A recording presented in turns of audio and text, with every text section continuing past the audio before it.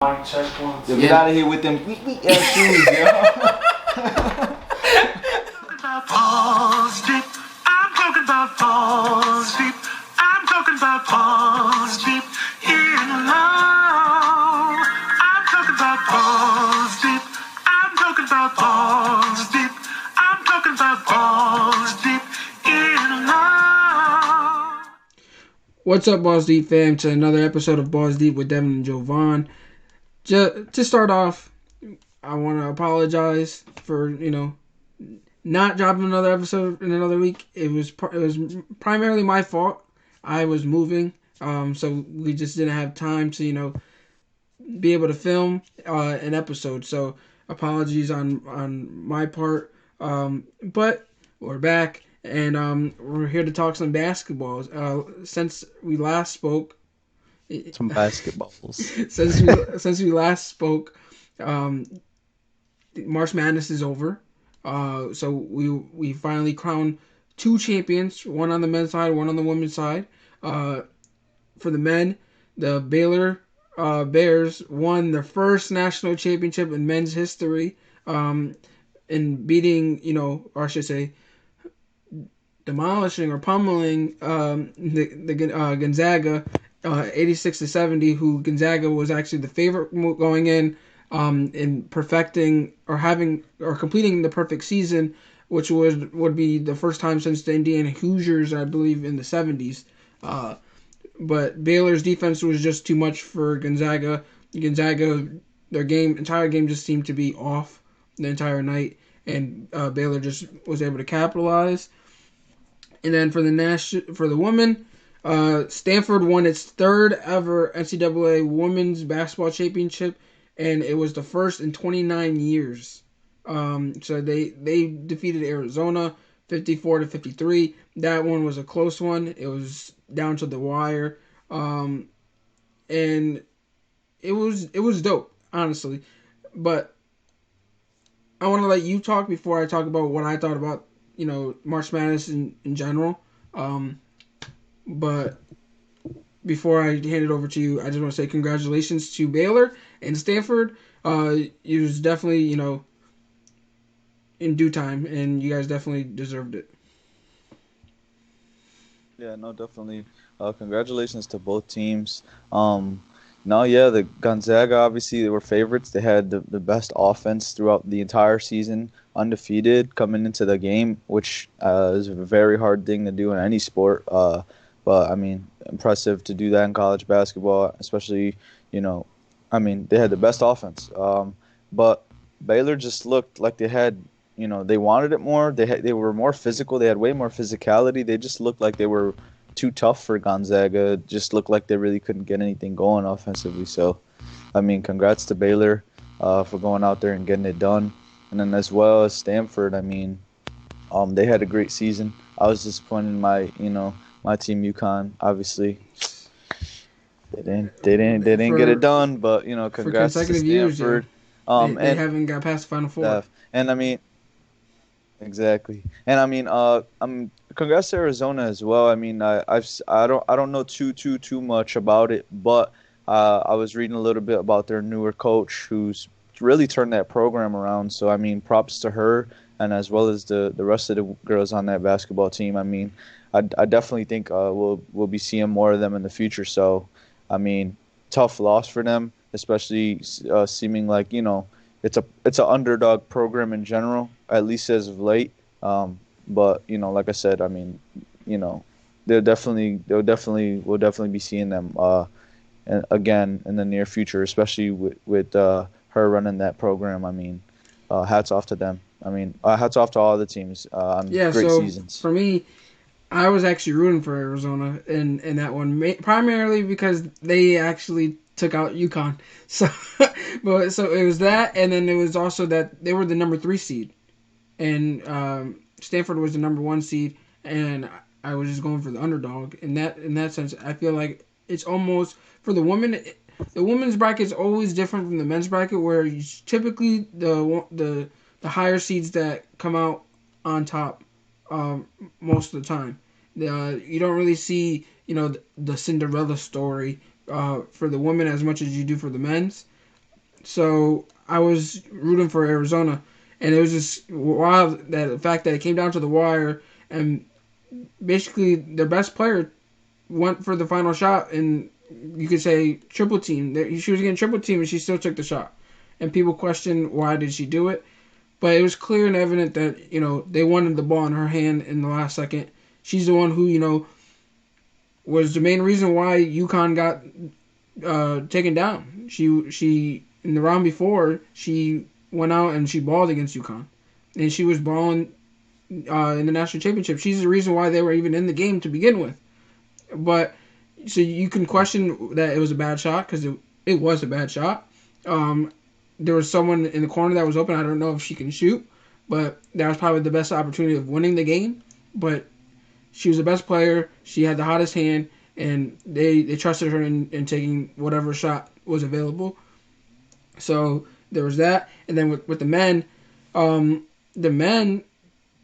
Baylor just was too much on both sides. I mean, primarily it was their defense. It shows that defense does win championships. Offense could be great, but defense is like offense wins games or offense sells tickets. Defense wins championships. That's the quote.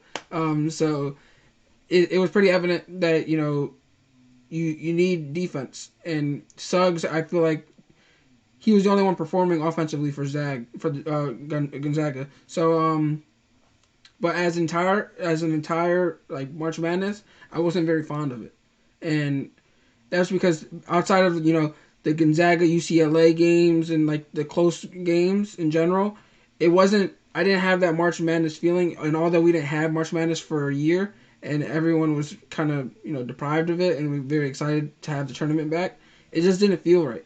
I don't know why. It's just I didn't get the excitement as I normally do each and every year, and that's just speaking on the men's side. The women's side, I didn't pay as much attention to, so I can't speak on that aspect.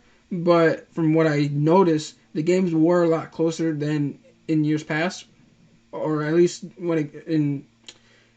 in further as far as the further you got into the tournament, the games got a lot closer than years past. But hey, that's just me. I don't know if everyone else felt the same way. How about you? No, definitely. I mean, I feel like in general, I mean, it's been a weird, year and a half in general for sports. If I'm being honest, I mean, it just seems like uh, a lot of these things seem to be in the back of your mind. I mean, there's just so much going on uh, in the world in general. It's almost hard to really focus and kind of put the same attention. And I feel like that's a big part of the reason. I mean, obviously, I mean, and then you also have before the tournament, there was a lot of uh, talk about the difference between the men's training facilities and the women's training facilities, which took a lot For of the sure. attention off the games as well, which makes sense, obviously. So I just feel like in general it's a bit of a weird year, but um, you know, eventually I feel like it'll get back to that space where we can kind of refocus on the games and the sport itself and actually enjoy it. But with so much going on right now, I feel like it's really hard to focus on like what we really were trying to do, and that was like Yeah, watch for the sure. I games. mean, You know what I I mean? definitely was surprised to see the difference in what the men and women were getting from the NCAA in terms of at like gifts, and then compare their training facilities where the men pretty much got a whole like courts full and the women literally had one little section. And I mean, I'm proud of the women athletes that spoke up about the situation because they kind of forced the hand of the NCAA to then now uh, treat them as equal, which they should have already been doing. And it's disappointing to see that the NCAA was treating them in that manner, and they still have yet to be able to get paid for their name and likeliness.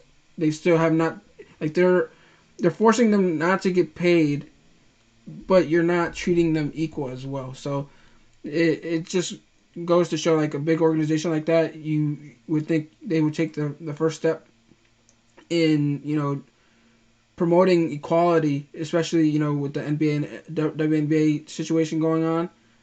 but they seem to be following suit with the rest of the of society, which is, mind-boggling.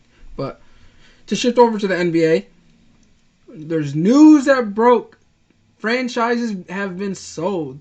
So Alex Rodriguez, who happens to be in the running for the New York Mets at some point in time, him and his business partner Marco Lore are finalizing a deal to buy the Minnesota Timberwolves and Minnesota Lynx. So the purchase price is expected to be in the range of $1.5 billion. Glenn Taylor, who's the current owner of the Minnesota Timberwolves and Minnesota Lynx, he hasn't had the success that he was looking for as a Minnesota Timberwolves owner. I believe he's in the 27 years that he's owned the team, he's only made it past the first round once, and he hasn't made the playoffs in probably a decade or so. But with the Lynx, he's actually been more successful in winning like 3 championships in recent years. So he's going to continue to hold full control of both teams for 2 more years before Rodriguez and Lord take over in 2023. And he was hoping, or he was wishing for to keep the team within Minnesota when he was discussing with new ownership, like to sell the team. So whoever he was talking with, he was hoping that they could keep the team in Minnesota, because in years past they tried to move the team, and there's questions now that Rodriguez is part of Alex Rodriguez is part of this new ownership group. Can they relocate? Because he has a history of playing in another city that's actually hungry to get another NBA franchise back, and that is Seattle. He played for the Seattle Mariners. Seattle, they've been wanting an NBA franchise since the Supersonics have left. Can we see the return of the Supersonics? I'm asking you this. I mean, I'm surprised that we haven't already. I mean, Alex Rodriguez being a part of the team, I guess, buying the Timberwolves, it's like the perfect storm almost for it to happen finally. I'm just really surprised that one of these small market teams haven't done it already, especially with such a high demand for basketball in Seattle. I mean, it's just like the people are really craving it over there since they lost the They getting the Supersonics. edge. Yeah. So yeah, so I'm just really surprised that nobody's done it yet. Um, um, so whether it's Alex Rodriguez moving the Timberwolves or not, I mean, I'll be surprised if it doesn't happen within the next few years. But I definitely think there's a huge possibility of that happening, especially once him and Marco Lore do take over and officially have the reins and the power to do as they please. I would not be shocked at all if they do decide to go that route. It'd be smart. Uh, a lot of, like I said, they're Seattle's craving a basketball team, sorry, there's craving a basketball team, and then I think, which in turn will just, want free agents to go and play for who is now Minnesota currently, want to go play for that franchise, because it's not a big market currently.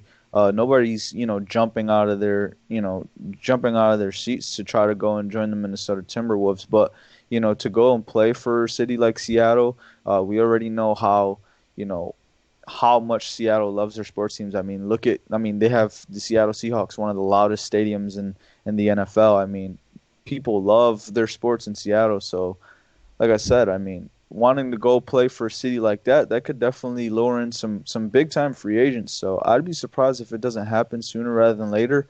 And like I said, Alex Rodriguez being part of this team that's buying the the Minnesota Timberwolves, it's the perfect storm. Yeah, So. I tend to agree with what you said, and you made some great points in the fact that no one's really jumping to go sign with Minnesota. And it's not that it's the Timberwolves, it's the fact that no one wants to go live in Minnesota. And it's not just the location, like location isn't everything, but it plays a factor when a player's determining their future and where they want to live.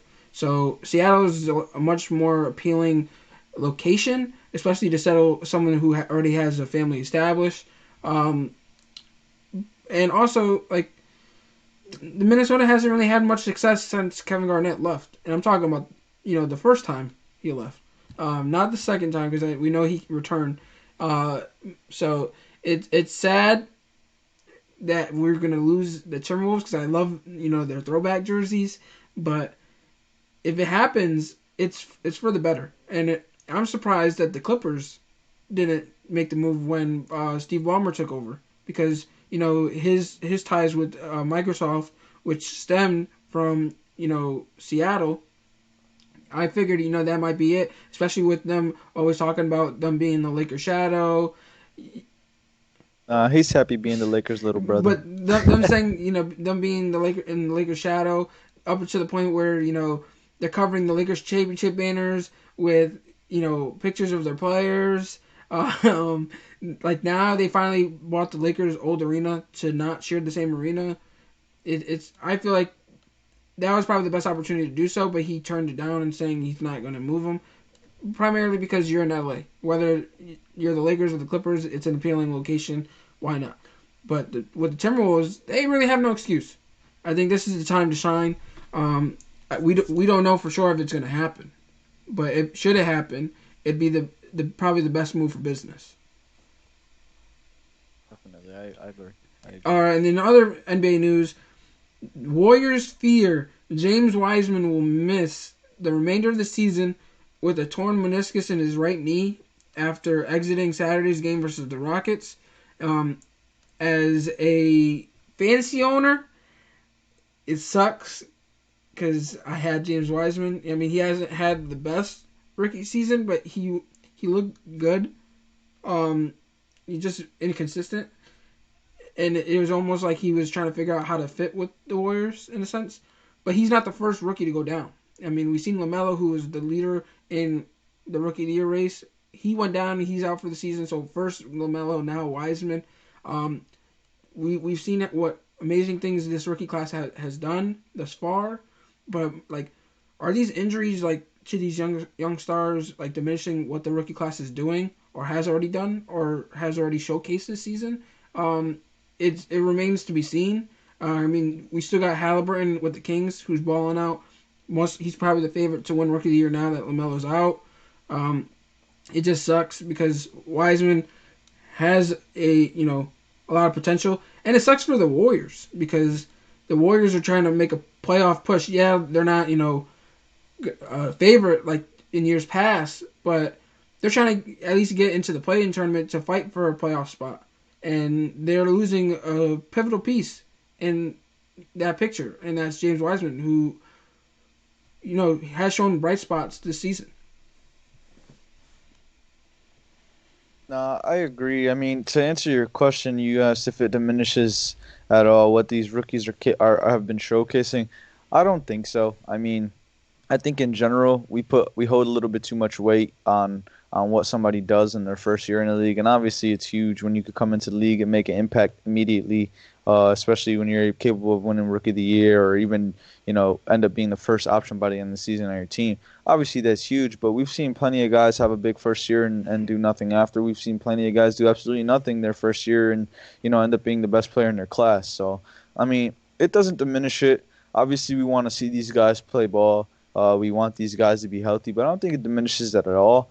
And also, I mean, like you mentioned, there's plenty of rookies, and I feel like that's another issue we have is like we're constantly getting spoon fed the same highlights and the same rookie over and over again.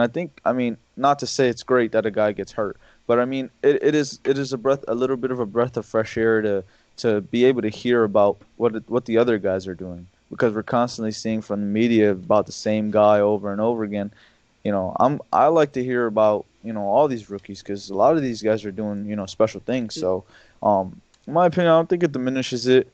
I hope that James Wiseman is healthy because a torn meniscus for a big man, especially in your first year, that can be something that lingers for a while, even throughout his career. So I hope not. I honestly, really, really hope not, because he has a lot of potential, especially being on the Warriors and kind of having the team and the coaching staff, and especially I've seen Draymond Green working with him a lot in terms of being an on-court coach, which has, just being able to watch that has been amazing because, I mean, not only is has Draymond Green invested so much of his time in coaching him up, but it seems like James Wiseman is genuinely trying to just be a Oh, he sponge definitely is and becoming learn. a sponge because Uh, s- he even talks yeah, about reaching out exactly, to Kevin Durant and figure out how he was able to fit with the team because he's trying to figure out how to fit with them currently as a rookie. Which just goes to show that he's trying to figure out how to be a team player. He's trying to figure out how to be a exactly. sponge and be the best player that he could possibly be at the same time. Um, I think it Yeah, might have not clicked this season because he showed glimpses of what he can be, and especially in that offense. definitely. So it wasn't as consistent as we were hoping for a top pick to be, but he was still in the rookie race running, and he's got potential to grow from here. And I'm sure he's just gonna get better as time goes on, but it's gonna be a tough road to recovery because you mentioned before the Yeah. meniscus is a hard injury to come back from, especially as a big man. But with him being so young, I think it's playing in his favor because he's not Yeah. up there in age where father time is knocking on the door and then you tear your meniscus. He's still young and he still Yeah. can expand his game. He's not just a kind of player where he can only do one thing very well and the rest he struggles with. He's was a number 2 pick for a reason. He's very well rounded. He Yeah. very high Got a ceiling. very high So ceiling. I'm looking forward to what he does. And it's funny that you mentioned the media always spoon feeds the same rookies because they're still doing it now with Lamelo, and Lamelo's not even playing. It's like the dunk from last night. Miles Bridges dunked on Clint Capella, ended his life. Pretty much ended his life. But somehow ESPN made it about Lamelo because of his reaction off the bench. And, like they moved the camera to him and everything, and they captioned it, the dunk, Lamelo's reaction. Like, why you gotta make it about Lamelo when Miles Bridges is the one who took someone's life? Yeah. So it's almost like Lamelo's getting the LeBron treatment. Not to say that Lamelo doesn't deserve it because he is a great player. He had a phenomenal rookie season up until his injury, and he was my favorite rookie going into this class. He was my favorite to win Rookie of the Year, but it does get tiring. Um, so Yeah. now Tyrese Halliburton is going to get the shine that he deserves, um, or more notice, I should say. Anthony Edwards, the number 1 pick, he's going to get shown some more love. Emmanuel Quickly from the Knicks is going to get shown more love. Jay Sean Tate from the Rockets, Sadiq Bey from the Pistons. So it's definitely going to Yeah. show how well rounded this rookie class is. I'm not going to go as far as saying that it is the best rookie class we've seen, but it's can go down as one of the best rookie classes we've seen in some time, if not ever. Def- Um, I'm, you know, one to say the 96 class is the greatest ever. A lot of people talk about the '03 class.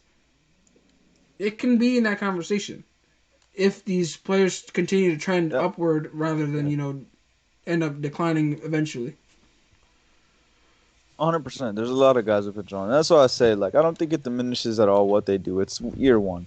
I just hope that these guys that are out with injury can come back 100% healthy, no lingering injuries, because you hate to see that happen to anybody, but especially a guy coming in year one and then kind of getting something that just kind of messes up, his growth, stunts his growth for the rest of his career because, it lingers. So I just hope that they come back healthy, but I mean, they've all done some special things, and like you said, I mean, they have potential to be one of the better draft classes ever. So I think just kind of losing a few guys year one doesn't diminish that at all. I think they'll be good. I think they'll be Yeah, fine. I just think you know these players are making like immediate impacts, and it's Yeah, crazy how like yeah, Lamelo has the Hornets in the playoff picture, and they're holding on to a playoff spot, and he's not there no more.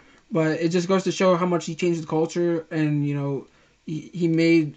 I guess the camaraderie on that team is just so much better with him on it, even if he's playing or not. And then with Wiseman showed glimpses of the impact that he can make on that team. It primary example is when Steve Kerr held them out of the game, right? Held him out of the game the entire game because he was punishing him in a sense, and they were losing. Then he put him in the fourth quarter or the last 10 minutes of the game, and he balled the fuck out. And they lost by like I forget how much they lost by, but I'm pretty sure it was double digits. Like he if he played for the whole game, he could have potentially won you guys the game could have been that difference maker that you guys needed to win. So it just goes to show like it's not just like you said before, like first season's not everything. It's just more, trying to figure out what works with the personnel that you currently have. Because the Warriors are going through that stage where, they're riding high in championships, and now injuries are happening and they have a lot of moving pieces. So they're trying to figure out what works in the time being up until they have everyone back 100%. But No, I completely agree. No, I think, the Warriors are going through it right now. Someone mentioned that it was like Steph Curry's going through a similar stage in his career that Kobe went through after Shaq left. Like when Kobe was playing with players of like Smush Parker, Brian Cook, and Chris Mims. I sent that, but So I don't agree with it. I can see where they're coming from, but the players Kobe was playing with was nowhere on the level of like talent that he still has. Steph Curry still has. Like he's still playing with the Draymond Green, who is better than any player that Kobe played with during that stage in his career. And that's just one player. Then you can go with Andrew Wiggins and Oubre. Yeah, they don't fit. They probably don't fit as a team, but as an individual player, there's like Kobe's best teammate in that time period was Lamar Odom.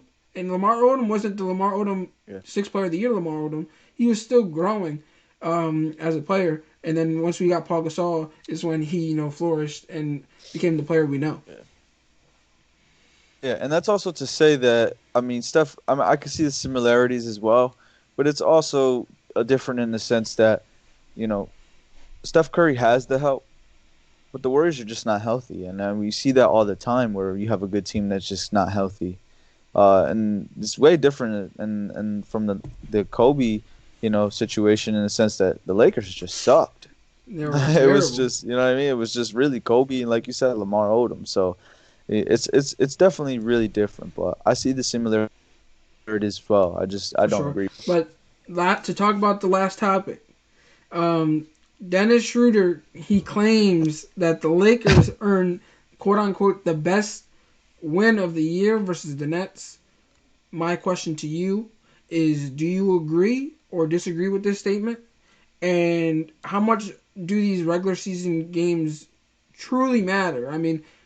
People will question, like, the Nets beat the Lakers the first time, and a lot of Laker fans were quiet or saying, it's the regular season game, it doesn't matter.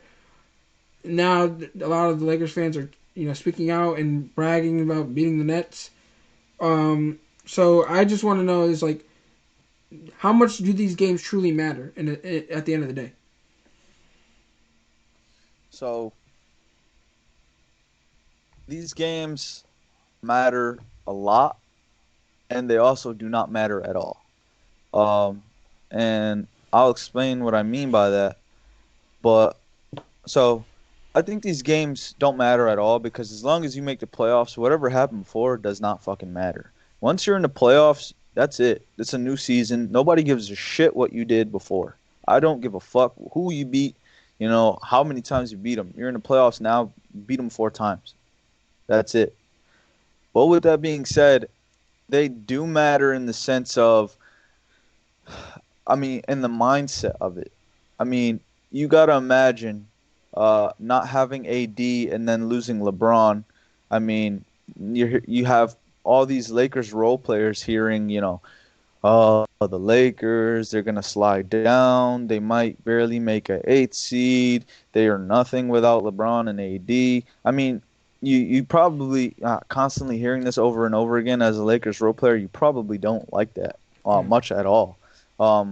So it was great to see them go out there take this game very, very seriously, because a lot of people are like, "Oh wow, they're treating this like a game seven." You know what I mean? Like, and I mean that's what you want to go see your team go out there and do, really. I mean, because you could say these games don't matter at all, but at the end of the day, when you get a win like this and a huge win like this over a good team without two of your best players, I mean, really three of your best players, and Dennis Schroeder having gotten ejected earlier in the game, which is probably our fourth best offensive scorer without the other three. I mean, it's a huge win, and that definitely is something you can carry with you and kind of carry momentum for the rest of the season to help you get more wins that you maybe shouldn't get without Braun and AD until they come back. So I think in terms of what happens, before the playoffs, it doesn't matter. But in terms of how the Lakers look right now and how they're dealing with injury, and they need that win to kind Yeah. of carry them, give them momentum to get through the rest of, whether it be another week or two without LeBron and AD. Because the West is close. There's a lot of good teams in the West. If this was the East, I'd have no worries at all about us sliding. But it's the West. There's a lot of really good teams, and so this win is much needed for the momentum. And like you mentioned earlier about Baylor Bears, defense wins championships. And I mean, we were out our top 3, 4 scorers, and we won the game by a lot because our guys were going out there. They were playing with a lot of tenacity. They were playing with a lot of heart, and they were playing a lot, like, really good fucking defense. So, like I said, these games don't matter at all, but they matter a lot. For me, I say take these games with a grain of salt because they do matter. Like, you need to win regular season games to even make the playoffs. And in a sense, you're like, they're the 100%. Lakers, they're the Nets. Who really cares? They're going to be in the playoffs at the end of the day. Which is true. It's very much true. But it matters because, one, these regular season games build chemistry. They build, well, these games in terms of playing the top-notch teams, you get to compare yourself with the other team. Like, where do you stand and how much growth do you need to get to that level of winning a championship? Like, you get to almost, it's almost like a trial and error. You get to test out how well your team is in against a top team that you're most likely going to face in the playoffs, if not the NBA Finals. So these teams matter, or I mean, these games matter in the sense of being able to compare yourself to other teams and other top talent. But I say take it with a grain of salt because, like you mentioned, it matters, but it doesn't matter at the same time because at the end of the day, when you make the playoffs, it's a fresh start. And yes, we're playing a team one night, right? One night, but in the playoffs, you're playing teams in a 7-game series where they're studying you and you only for that round. Like, they're going to find your flaws. They're going to find what you're really good at and try to exploit what they can, and be able to adjust in a longer time frame than they do in the regular season. So these games matter, but they don't matter as much in the long haul. Like, these matter because you're going to learn how to exploit certain teams now. So if you do face them in the playoffs, you can try to exploit them again. Because should they not make the adjustments necessary, then boom, you're good. But if they do, then now you can go back to the drawing board. So do I agree with the statement of, Dennis Schroeder saying it's the best one of the year? Yeah, I'd agree with that just because like you mentioned, the Lakers defense with AD and LeBron was number one. Without AD and LeBron, what are they, number two? Like, it just goes to show how the defense is the primary focus of this team, and it's really the primary focus on how they won this game. Like, you can say they didn't have their best player in James Harden, but they had Kevin Durant, they had Kyrie Irving, and these role players were able to exploit the Nets for what they were on that given day, and it's good because they're showing promise now without AD and LeBron.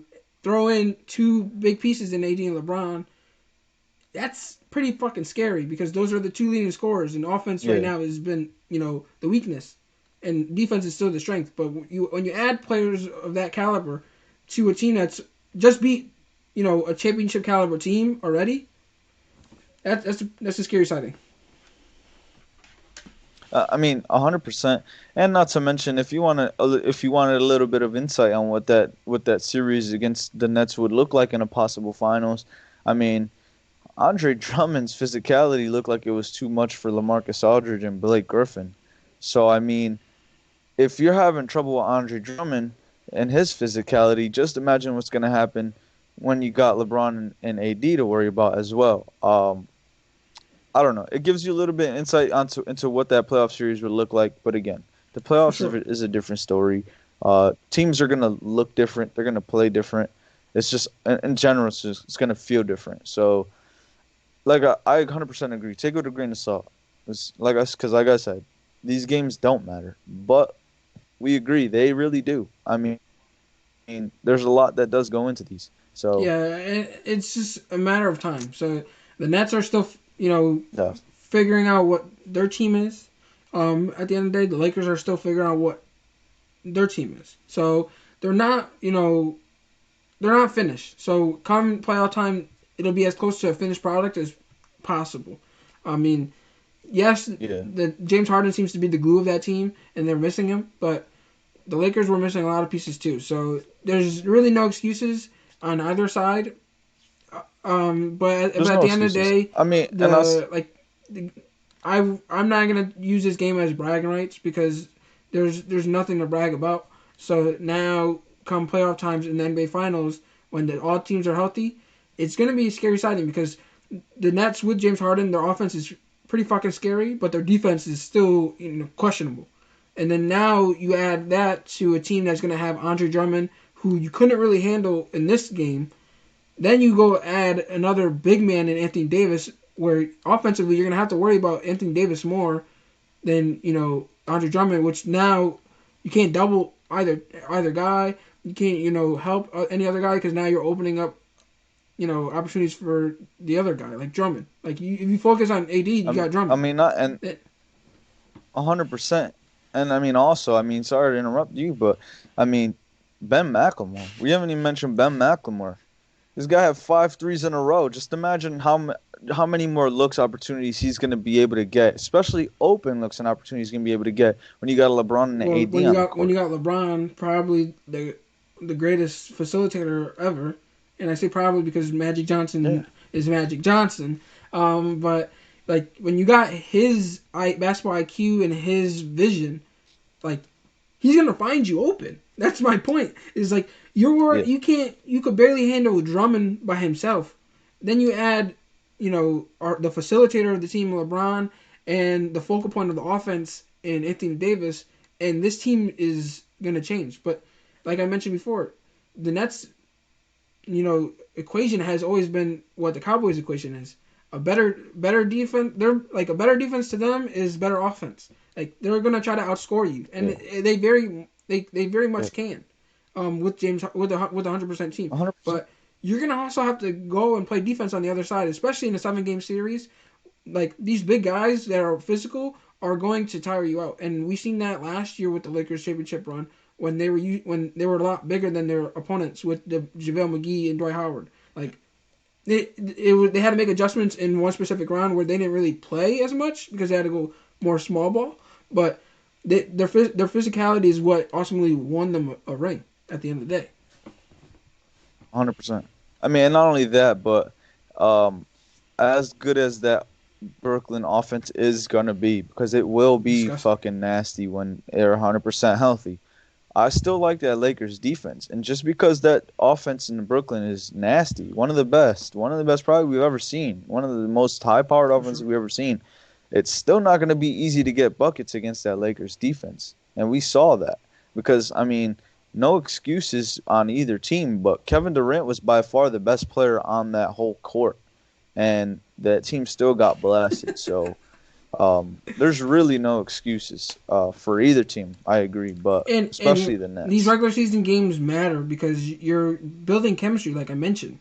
And Kyrie, like Yeah, he's already gonna miss another game due to personal issues. I don't really know what's going on in his personal life, and I get everyone deals with it, but at this time your team needs you, and they need you because you're one of the leaders, And yes, you're gonna make the playoffs, but come playoff time, you're gonna need the chemistry, especially with all these new pieces Yeah. that you guys already just added. Like it's almost like it's addition by subtraction with that team. You add a piece in Kevin Durant, but you lose a piece in James Harden, and then now Kyrie's gonna decide to miss some games again, like almost when KD came back last in the beginning of the year, and Kyrie left before they even got James Harden because of his personal issues. It's almost like they just need Okay. to be on the court. It's almost like they're going to be in the playoffs, like with a full squad, and those three guys will probably play a combined of 10 games together come playoff time, which is Yeah. not really good because then now you're going to be, testing the waters in the first round of the playoffs most likely. And not saying that they won't get past them, but that's not somewhere where you want to be. You want to kind of figure out most of your team and what they're capable of before you even get there. Definitely. And I mean, Kevin Durant's barely there focus-wise. He's too focused on Michael Rappaport, so. I mean, he told him, yo, meet up over here.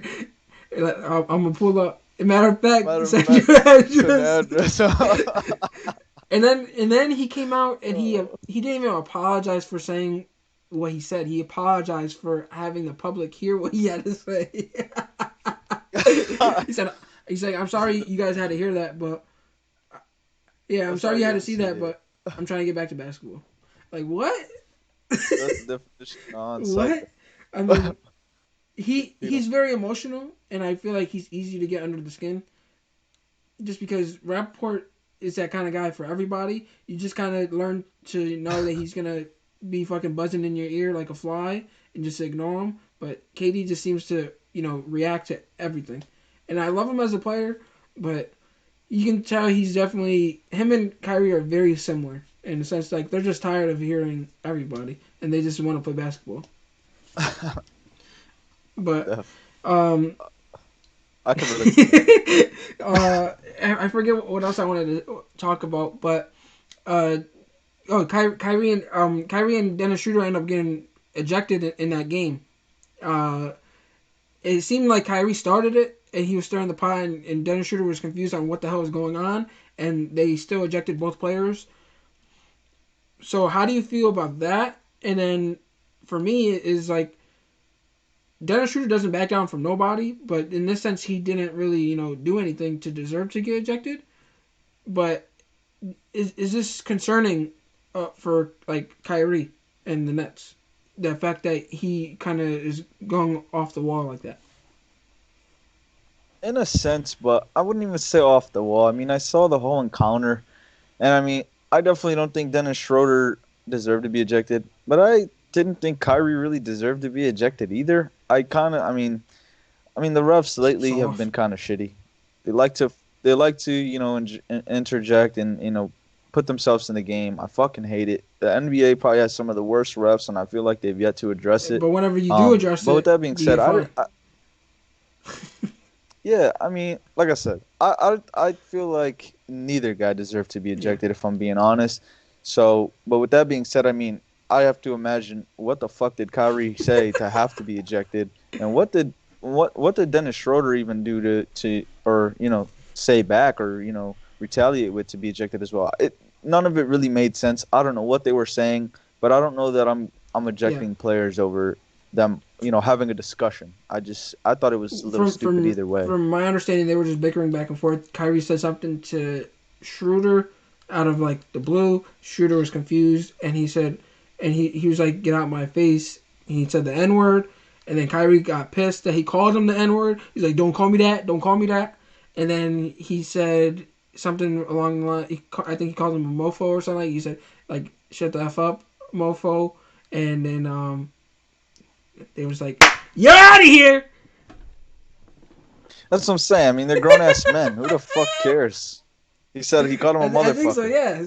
I think, but it's so stupid. But the NBA refs or the NBA officials have been soft. I mean, you can say that about a lot of sports, but this season in particular, they're softer than normal, and they like to use their authority a little too much, and it's annoying. Yeah, I mean, fuck. Yeah, I mean, fuck the Celtics, but they ejected Jason Tatum the other day for bouncing the ball a little too high. I mean, it's just like, come on, it's ridiculous at this point. Stop taking players out of games for absolutely no reason because you, like, come on now, it's the dumbest thing ever. You're a referee. You should have thick skin at this point. I mean, you know what I mean? You're a professional. You're a referee for a professional athletes. I'm pretty sure you've been called some Yeah. names and like you need to have thicker skin. You shouldn't be ejecting people for having arguments on the Yeah. court. You know what I mean? If it gets physical, it's a different story. But two grown men having an argument during a basketball game. I mean, let them fucking argue it out, move on, play the game. It's that All simple. right. So that's all we have for you guys today. Before we go, Jovan, Oh what? shit. I don't Oh, know. I What was is gonna say, this? like, you have a prediction for the rest of the season, um, for anybody, like any prediction, For anybody. NBA NBA wise, yeah, wise? like of the regular season, not the playoffs or whatever. Or is there something you're looking forward to, not necessarily just a prediction? What am I looking forward to? Well, first of all, as a Laker fan, I'm looking forward to LeBron and AD coming back. But with that being said, I'm not looking forward to anything in particular. I don't think. I'm really excited for the playoffs. That's a given. I can't wait for playoff basketball, especially after winning the championship last year. And it really has nothing to do with winning the championship. But there's really nothing better than watching playoff sports in general, especially when your team gets to compete and especially when your team's at a high level. So I really cannot wait for playoff basketball. With that being said, I'm not looking forward to anything in particular. But I will say, as much as I don't care for Chris Paul, I think he deserves a little bit more love this season. I saw a statistic that said, or it showed teams that were winning more and winning less. Compared to last season. Um, Compared to last season. Oklahoma City Thunder are all the way, or not all the way, I believe there's two teams below them, but they were very close to the bottom of winning less. And the Suns were at the very, very top of winning more. I said it as a joke, but honestly, I mean, if we're going narrative wise, people have done it before. If we're talking most valuable player, that might be it right there. I mean, Chris Paul really underrated in general. I think he might be one of the most underrated point guards because I think people should definitely start getting used to, naming him when they're talking about top 5 point guards ever. I don't hear his name enough. So with that being said, put some respect on that man's name, whether you like him as, personality or not. I mean, he's one of the greatest point guards ever. I just wanted to throw that out there because I really don't have nothing in particular I'm looking So forward to. I'm looking forward to how well, first I agree Chris Paul, people overlook his impact. They've done it his entire career, and that's the main reason why I'm still upset to this day that he wasn't in the Laker uniform. But that's neither here or there. But I'm looking forward to how the Western Conference playoff picture, pans out. Like with the play-in tournament, the play-in tournament last year was fun to watch. They incorporated it this year, and seeds 7 through 10 will be the play-in tournament, which is dope. But for the Western Conference playoff picture, you mentioned it before earlier in the episode. This conference is stacked. Right now, the Jazz are 1, Suns are 2, Clippers are 3, Nuggets are 4, Lakers are 5, the Blazers are 6, and you got the Mavs and Grizzlies to round out the rest of the playoff picture. So like, if the season were to end right now, let's say no play-in, Lakers play the Nuggets, and the Clippers That the is Clippers play fucking the insane. Blazers, and like that, those are two really good matchups, and that's kind of why I'm looking forward to how this pans out because one of the top 5 seeds that I just mentioned, so the Jazz, Suns, Clippers, Nuggets, Lakers, one of those teams are getting eliminated in the first round. Like not all of them are going to be able to move forward. You can say with you can even include the Blazers. 2 of those teams are not going to be able to move on. Well, I will say this. I think first of all, the prospect that we have the Western Conference Finals of last year as potential first round matchup itself is insane. Just goes to show In the my growth. opinion. Uh, 100%. I mean, obviously, it has a little bit due to the fact that the Lakers haven't been healthy. Because obviously, I'm a homer. I'm a Lakers fan. I hate to sound like a homer, but if if healthy, the Lakers, there's no way the Lakers end up a 4th seed, and everybody knows that. I That's mean just they're a five, fact. but I it mean, doesn't. But or a 5 seed. I for the Lakers, it apologize. doesn't 5 seed. matter where they fall. As long as they're in there, No, not at all. they have more than enough chance to win anywhere. I mean, before Yeah. they got hurt, I believe they were the 3rd seed, or they were the 2nd or 3rd seed. If they were the second, they were probably, I think, a game or a game and a half above the Suns. If not, then they were just third, and they fell a few games, but they're still holding on tight to right there. To they're giving themselves a fighting chance to move up when these guys return. So Definitely. The growth is just crazy in the West, though. But I agree. I mean, prior to the season, I don't know if you remember our NBA episode, or you do, but how much of it you remember. Uh, Everyone was saying, Suns, I think they're going to be good. I think they could get themselves, a 5 or 6 seed, maybe even, I think I like said a 7 or I 6 think I seed, said maybe even a four, 5. somewhere between 4 and 6, but they're number 2.